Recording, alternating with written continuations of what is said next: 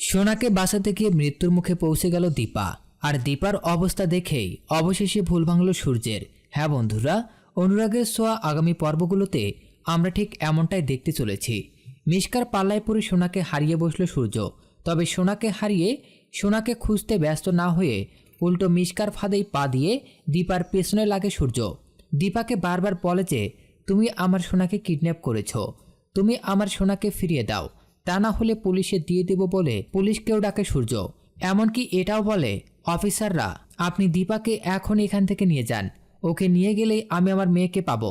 কিন্তু দীপা বলে, ডাক্তারবাবু আপনি যা করছেন ভুল করছেন, আগে আমাদের সোনাকে খোঁজা দরকার, আমি সত্যিই কিন্তু সোনার খোঁজ জানি না। দীপা এভাবে কথা বলে ঠিক সেই মুহূর্তেই সেখানে রূপা চলে আসে আর বলে, ডাক্তারবাবু আমি কিন্তু দেখেছি সোনা দুজন অচেনা মানুষের সাথে গাড়িতে করে চলে গেছে। এটা শুনে তো দীপা বলে, ডাক্তারবাবু তার মানে সোনা অনেক বড় বিপদে পড়েছে, আগে আমরা ওকে খুঁজি, তারপর আপনি আমার সাথে যা ইচ্ছা তাই করবেন। আর এটা বলেই সূর্য আর দীপা সোনাকে খুঁজতে বের হয়। একদিকে সূর্য যায়, আরেকদিকে দীপা যায়। দীপা খুঁজতে খুঁজতে একেবারে গুন্ডাদের হাতের নাগালে পৌঁছে যায়। এদিকে মিশকা তো গুন্ডাকে কল করে বলেই দেয়, যদি কেউ যায় তাকে যেন শেষ করে দেওয়া হয়। গুন্ডারাও ঠিক সেই একইভাবে তৈরি হয়ে যায় যে কেউ সোনাকে বাঁচাতে আসলে তাকেই শেষ করে দেব। অন্যদিকে দীপা সেখানে পৌঁছা মাত্রই দেখে সোনা, আর সোনাকে দেখলে সোনা তো ফুলমা বলে দীপার কাছে আসতে চায়। এদিকে দীপা যখনই সোনার কাছে যেতে চায় তখনই গুন্ডারা দীপাকে আঘাত করে। দীপা আঘাত পাওয়ার পরেও সোনার কথা ভোলে না।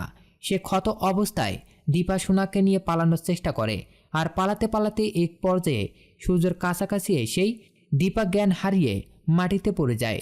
দীপার অবস্থা দেখে তো সূর্য নিজে চমকে যায়। সূর্যকে কিছুই বলতে পারে না দীপা, কিন্তু সোনা সূর্যকে সবটা জানায় যে তার ফুলমা তাকে কিভাবে বাঁচিয়েছে। তাকে বাঁচাতে গিয়ে ফুলমা মৃত্যুর মুখে পৌঁছে গেছে। ফুলমায়ের এই অবস্থা যেটা দেখে তো সূর্যের ভুল ভাঙে।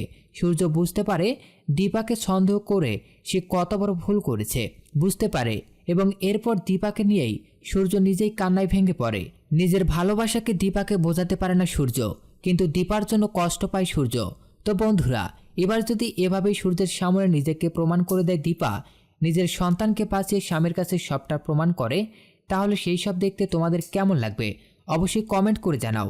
পরবর্তী আপডেট পেতে চ্যানেলটি সাবস্ক্রাইব করো।